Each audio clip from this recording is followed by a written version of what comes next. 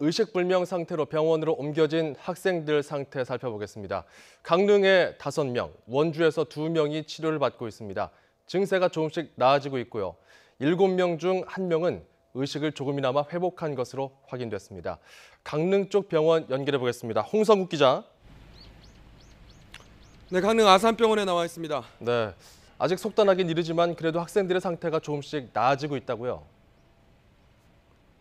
네, 그렇습니다. 다행스럽게도 학생들의 상태가 조금씩 호전되고 있다고 의료진이 밝혔습니다. 제가 있는 이곳 강릉 아산병원에 모두 5명의 학생들이 치료를 받고 있는데 이 가운데 1명의 학생은 자신의 이름을 말할 정도로 회복된 것으로 확인됐습니다. 의식 수준이 호전되긴 했지만 대화가 가능한 상태는 아닙니다. 또 인지 능력이 돌아올 정도로 좋아진 상태도 아닙니다.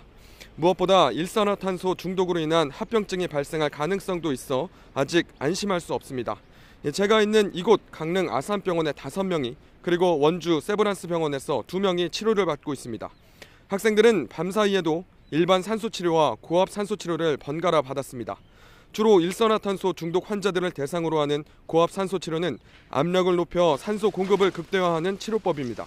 하지만 고압산소 치료시설인 감압용 챔버가 부족해 5명의 환자가 2차례에 걸쳐 2명과 3명으로 나눠 번갈아가며 치료를 받는 것으로 알려졌습니다. 앉아서 치료를 받을 경우에는 10명까지 한 번에 치료할 수 있는데 학생들의 상태가 앉아있을 정도로 회복한 것이 아니라 번갈아가며 치료를 받는 겁니다. 학생 2명이 어제 강릉에서 원주 세브란스 기독병원으로 옮겨진 이유도 이런 고압 산소 치료실이 부족해서였습니다. 치료시설이 없어 위독한 학생들을 다시 또 이동시키는 상황이 발생해 안타까움을 더했습니다.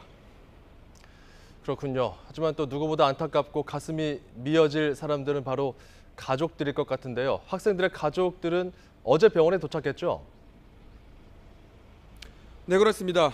청천벽력 같은 소식을 전해드린 가족들 어제 오후 속속 병원으로 도착했습니다. 그리고 정말 안타까운 소식을 전해들은 숨진 학생들의 가족들은 오열하기도 했습니다. 이 2학생의 시신은 강릉 고려병원에, 나머지 1학생의 시신은 이곳 아산병원에 있습니다. 합동 분향소의 운영 여부는 유가족과의 면담 후 결정할 예정입니다.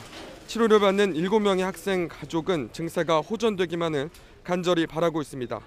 이 학생들은 오늘도 지속해서 고압 산소 치료를 받게 됩니다.